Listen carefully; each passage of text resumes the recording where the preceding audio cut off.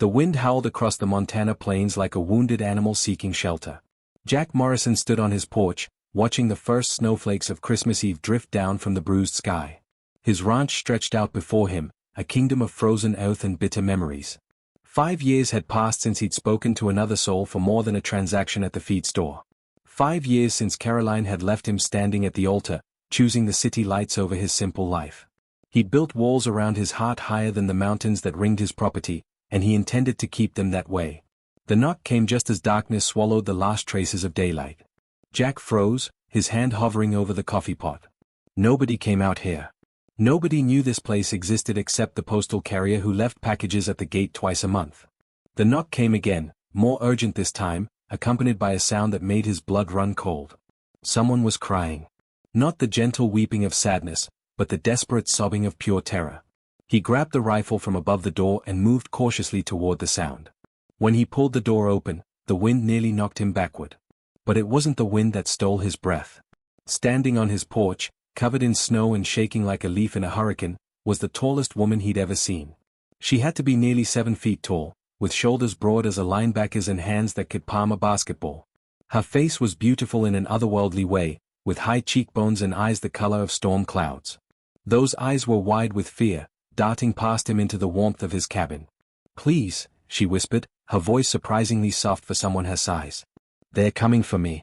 I ran as far as I could. Your light was the only one I saw for miles. She swayed on her feet, and Jack dropped the rifle to catch her before she collapsed. The weight of her nearly brought him to his knees, but he managed to haul her inside, kicking the door shut against the screaming wind. He lowered her onto his sofa, which groaned under her weight. She was wearing nothing but a thin white dress that looked like something from a wedding catalog, now torn and stained with mud and blood. Her feet were bare, cut and bleeding, leaving crimson prints on his wooden floor. Jack's isolation had made him wary of strangers, but he wasn't a monster. He grabbed blankets from his bedroom and wrapped them around her trembling form. "Who's coming for you?" he asked, his voice rough from disuse. She looked up at him with those haunting eyes, and he saw something in them that resonated with his own pain. She was running from something, just as he'd been running for 5 years. The difference was that his demons were internal. Hers, apparently, were real. "My family," she said, her teeth chattering. "They arranged a marriage. To a man who collects things. Rare things. Unusual things. When he saw me at the county fair last summer, he decided he had to have me. My father sold me to him for $50,000 and a piece of land. The wedding was supposed to be tonight." She pulled the blankets tighter. "I couldn't do it. I couldn't let him own me like I was just another trophy for his collection. So I ran." Jack felt something crack inside his chest, a fissure in the ice he'd built around his heart. He knew what it felt like to be seen as less than human, to be valued only for what you could provide. Caroline had wanted the rancher's wife fantasy, not the reality of hard work and isolation. When the fantasy crumbled, so did her promises. "You're safe here," he heard himself say. "At least for tonight. Christmas Eve seems like a good time for sanctuary, don't you think?" She smiled weakly, and Jack realized he'd just made a decision that would change everything. The lone rancher had just taken in a stranger, and the walls he'd built so carefully were beginning to show their first cracks. Outside, the snow fell harder, covering tracks and erasing the past. But in the warm cabin, 2 wounded souls had found each other in the darkness. Neither of them knew it yet, but this was just the beginning. Jack worked through the night while the giant woman slept. He heated water on the stove, found his mother's old clothes from the attic, and tried not to think about the complications he'd just invited into his carefully controlled life. The shirt and pants he'd found would be too small for her, but they'd be warmer than the ruined dress. He left them on the chair beside the sofa and retreated to the kitchen, where he made coffee strong enough to strip paint. She woke near dawn, sitting up with a gasp that suggested she'd been dreaming of pursuit.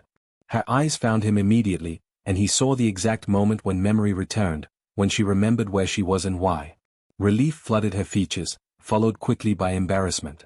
"I'm sorry," she said, pulling the blankets closer. "I've put you in danger. They'll come looking for me. Harold Blackwood doesn't give up on things he believes he owns." The name meant nothing to Jack, but the way she said it made his skin crawl. "You should probably tell me to leave. It would be the smart thing." Jack poured 2 cups of coffee and walked over to her, holding one out. "I stopped doing smart things when I decided to live alone on 2,000 acres of frozen hell," he said. "Drink this. Then tell me everything." She took the cup with hands that dwarfed his own, and he was struck again by how incongruous she was, this giant woman with the delicate features and soft voice. She saw him staring and looked away, shame coloring her cheeks. "People always stare," she said quietly. "I've been tall since I was 10 years old. By 13, I was 6 feet. By 16, I'd reached my full height. The doctors called it a pituitary condition, something about growth hormones. My parents called it a curse. They kept me out of school, away from town. Said I was an embarrassment. The only time they let me out was at the county fair, and that's where Harold saw me." Jack felt anger building in his chest, hot and fierce. "Your parents sold you. They called it an arranged marriage.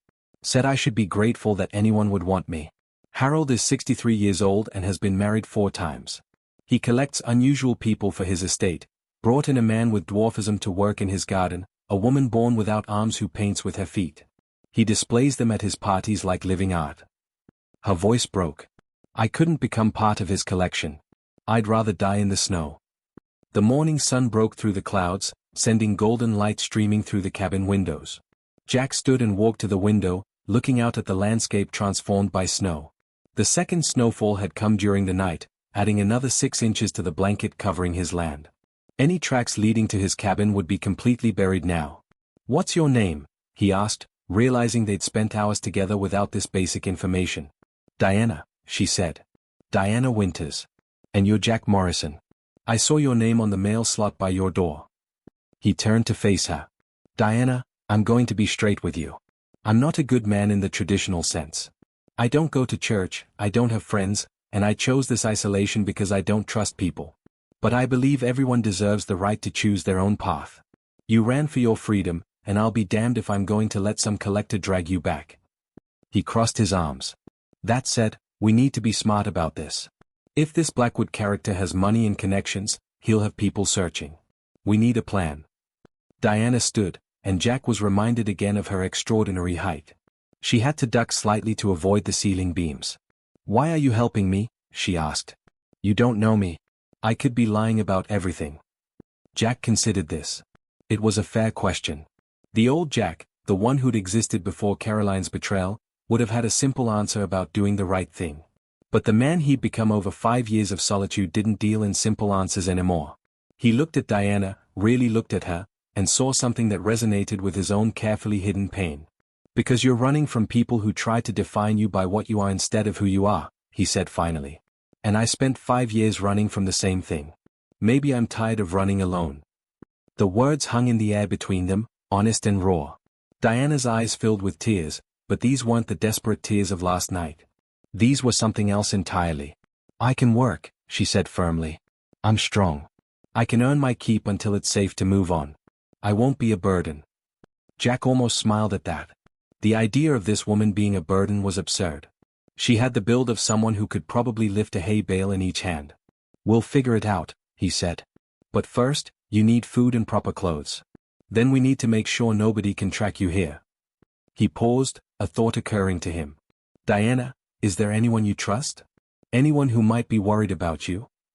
Her face fell. "No. My parents made sure I didn't have friends. They were afraid people would ask questions about why they kept me hidden."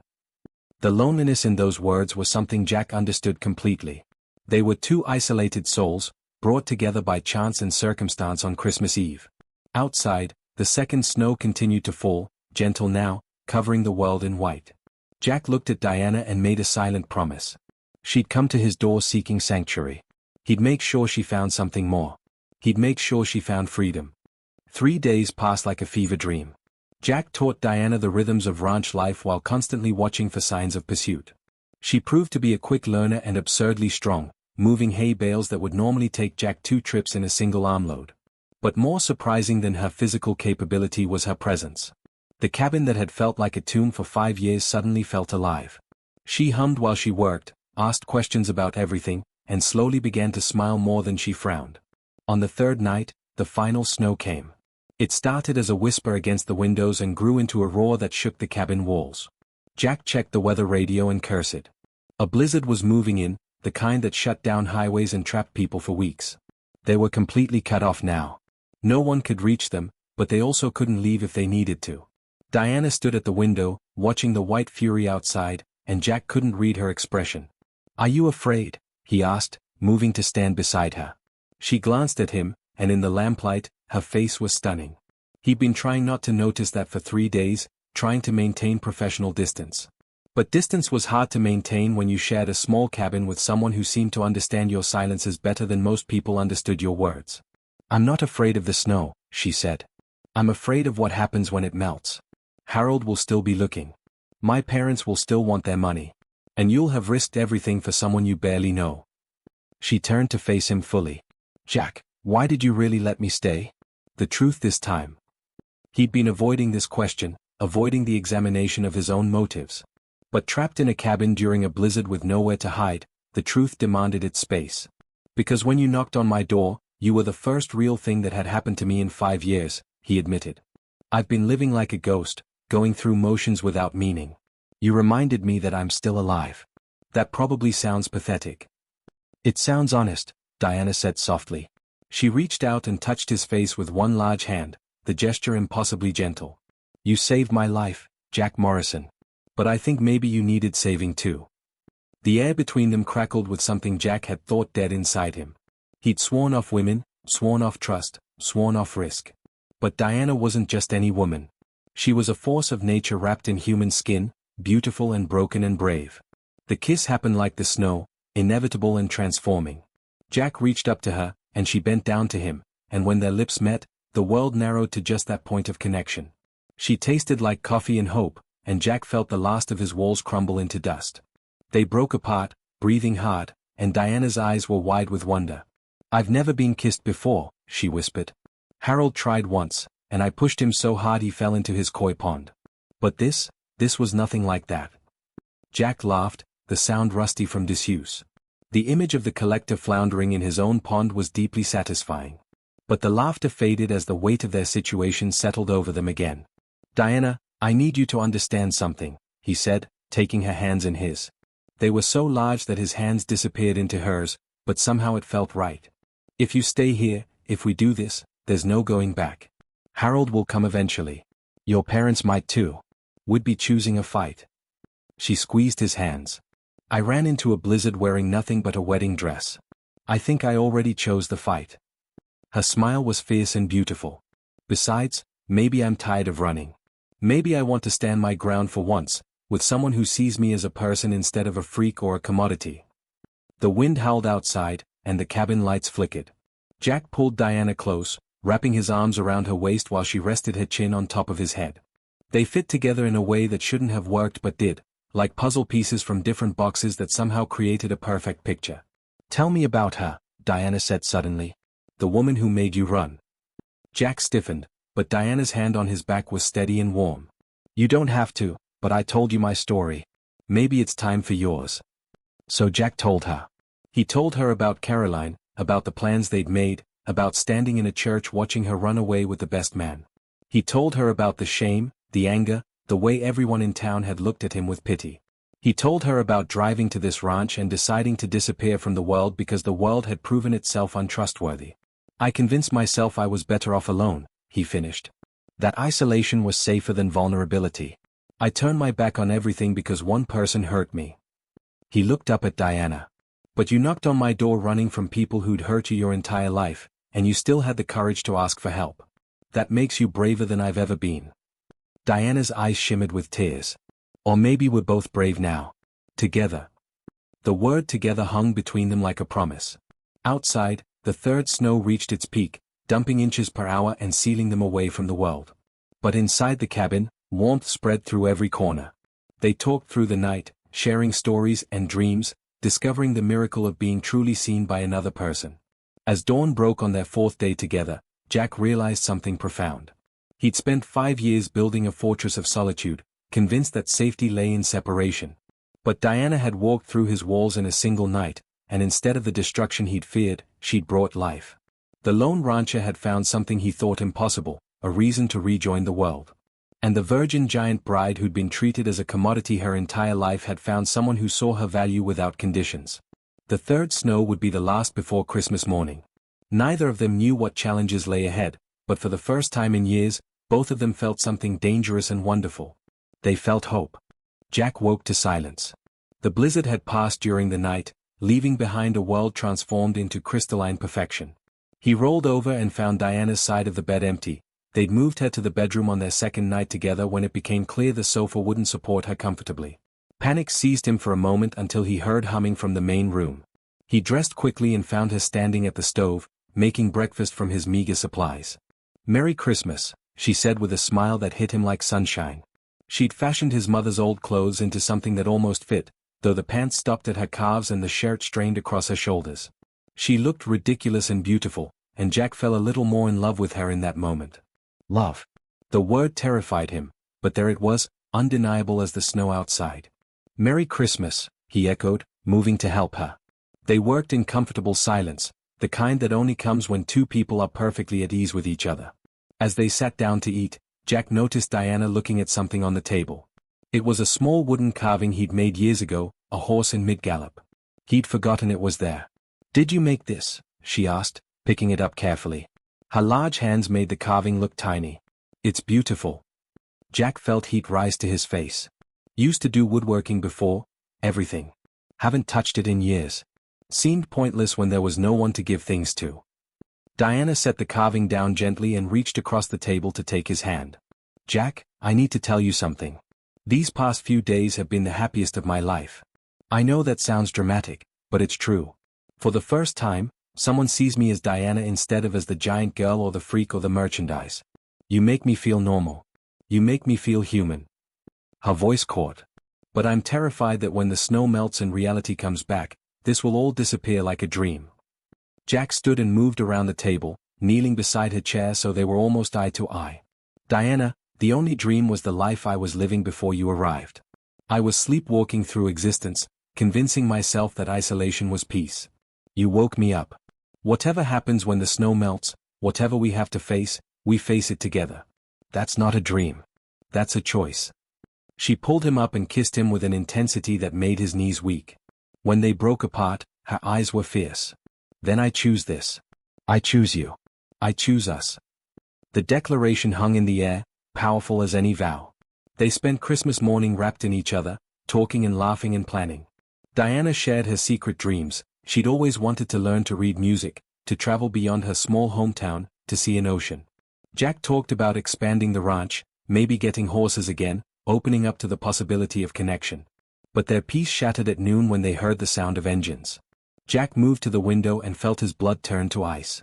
3 trucks were crawling up the access road, powerful vehicles equipped for deep snow.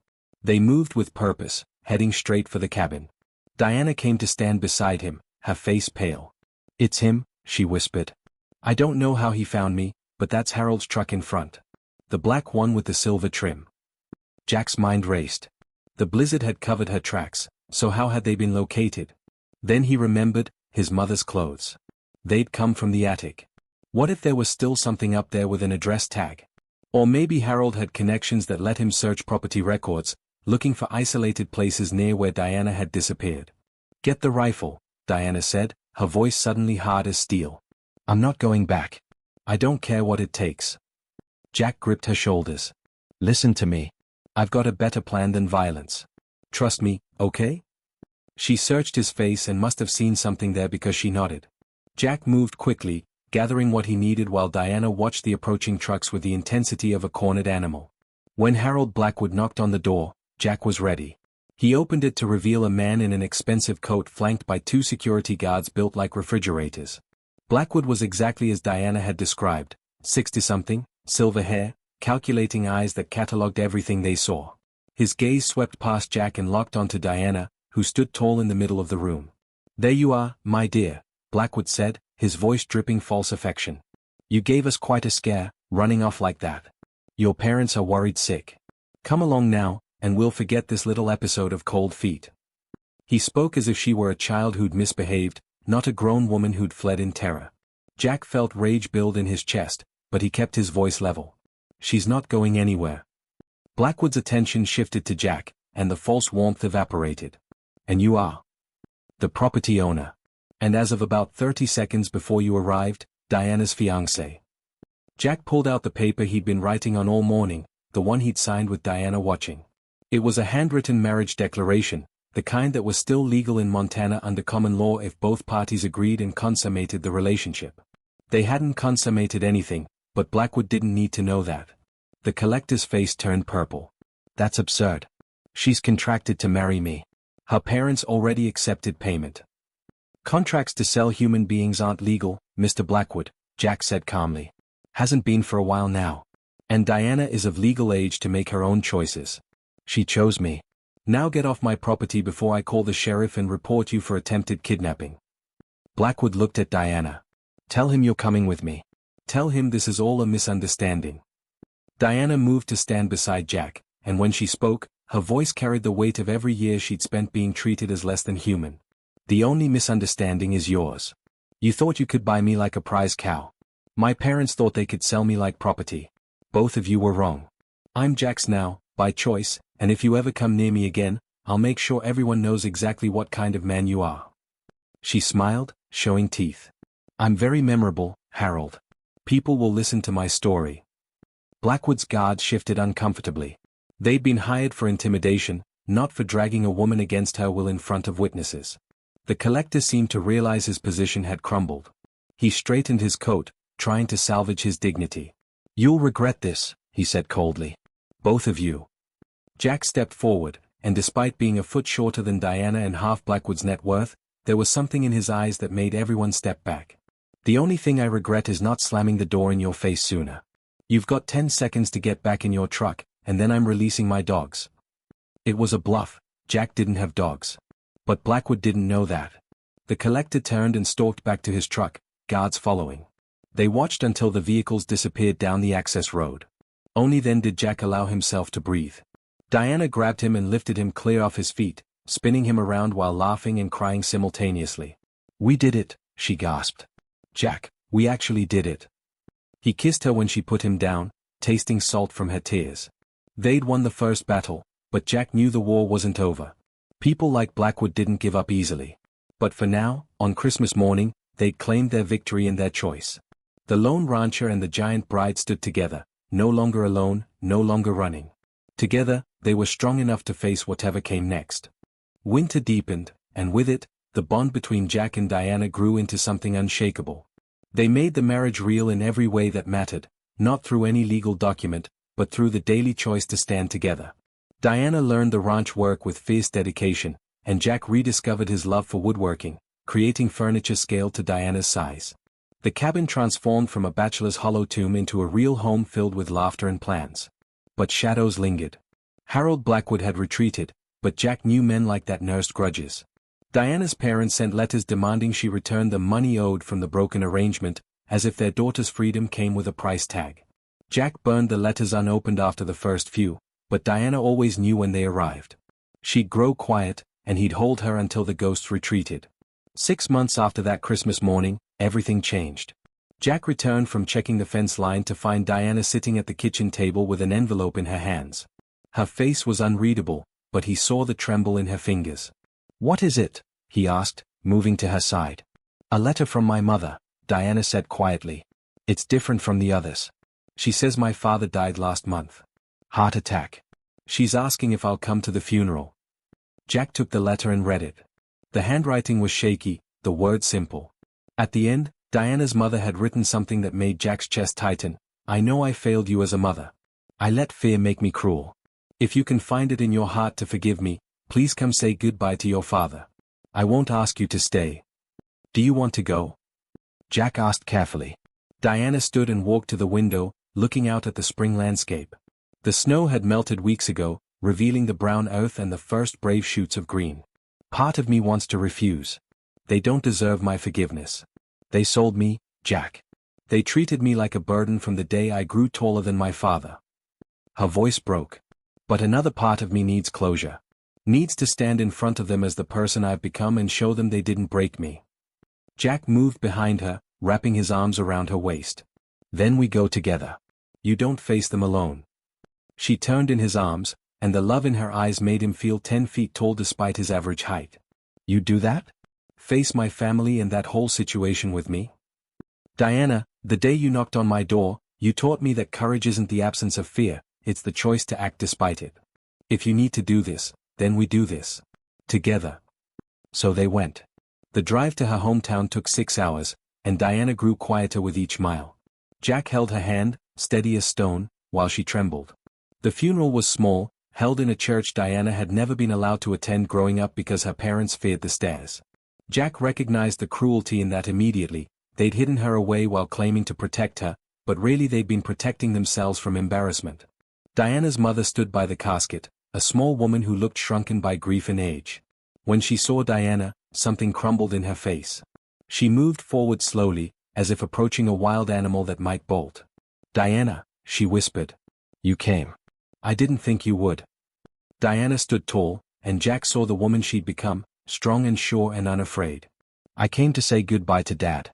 And to tell you both that I forgive you." Her mother gasped, but Diana held up a hand. "I forgive you, but I don't forget. You tried to sell me to a man who collects people like trophies. You treated me like a curse instead of a daughter. That can't be undone with an apology." "I know," her mother said, tears streaming down her face. "I know, and I'll carry that shame until I die. But I need you to know that I see it now. I see what we did to you, how we failed you. Your father saw it too, at the end. He asked me to tell you he was sorry." Diana's composure cracked slightly, and Jack stepped closer, a silent support. "He never told me that himself," she said, her voice thick with emotion. "He never once said he loved me or was proud of me. I needed to hear it from him." "He was a coward," her mother said simply. "We both were. We let fear rule us instead of love. You deserved so much better." She looked at Jack then, really seeing him for the first time. "Is this the man who helped you escape?" Diana smiled, and it transformed her face. "This is Jack Morrison.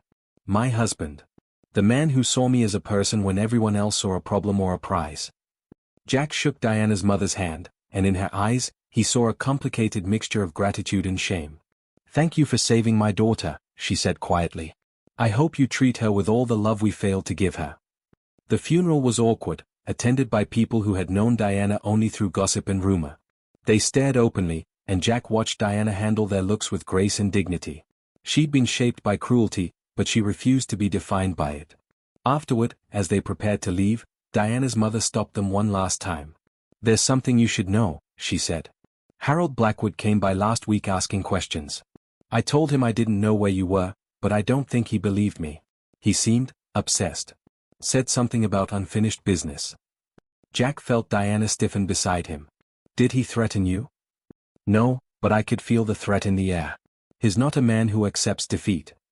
She pressed a piece of paper into Diana's hand. "This is the name of a lawyer in Denver. He specializes in restraining orders and harassment cases. I already paid his retainer. It's the least I can do." Diana looked at the paper, then at her mother. "Why now? Why do you care now when you didn't care for 23 years? Her mother's face crumpled. "Because I'm finally asking myself the question I should have asked from the beginning. What kind of mother fails to love her child? I can't get back the years I wasted, but maybe I can help protect your future." It wasn't redemption, but it was something. Diana hugged her mother, briefly, awkwardly, but genuinely. Then she and Jack walked away from that church in that town, carrying the closure she'd needed. The drive home was long and quiet. As they pulled up to the ranch, Diana finally spoke. "3 times in the snow," she said. "What?"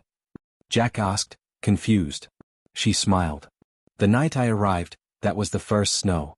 The blizzard that trapped us together, that was the second. And the final snow on Christmas morning when Harold came and we chose each other, that was the third. 3 times the snow fell, and each time, it changed everything." Jack parked the truck and turned to face her. "3 times in the snow, and 3 times we chose courage over fear. 3 times we chose each other." He pulled her close. "Diana Morrison, I love you. Not despite your height or your past or your pain. I love you because of who you are, the woman brave enough to run into a blizzard for her freedom and generous enough to forgive people who don't deserve it." She kissed him then, there in the truck in front of the cabin that had become their sanctuary. When they broke apart, she was crying, but these were the good tears, the ones that washed away old hurts and made room for new joy. "I love you too, Jack Morrison. You saved me that Christmas Eve, but not in the way I thought. You didn't save me from Harold or my parents. You saved me from believing I wasn't worth saving." They got out of the truck and stood looking at their home. The ranch stretched around them, alive with spring growth. In the distance, mountains touched clouds, and between earth and sky, two people stood hand in hand. The lone rancher was no longer alone. The virgin giant bride who'd been treated as merchandise had become a woman who knew her own worth. Together, they'd built something neither could have created apart, a love forged in crisis and tested by choice. Harold Blackwood would come again someday. Diana's past would always carry shadows. But they faced the future together, armed with the knowledge that they were stronger as two than they'd ever been as one. 3 times in the snow, they'd been tested. 3 times, they'd chosen love over fear. And in a cabin on the Montana plains, the ghosts of isolation finally lost their hold, replaced by the warm reality of home. The story that had begun with a desperate knock on a door had transformed into something beautiful, a testament to the power of seeing another person not as they appear, but as they truly are. Jack and Diana had both been running from pain when they found each other. Now, they stood together, ready to face whatever came next. Not as the lone rancher and the giant bride, but as two souls who'd found in each other the courage to stop running and start living.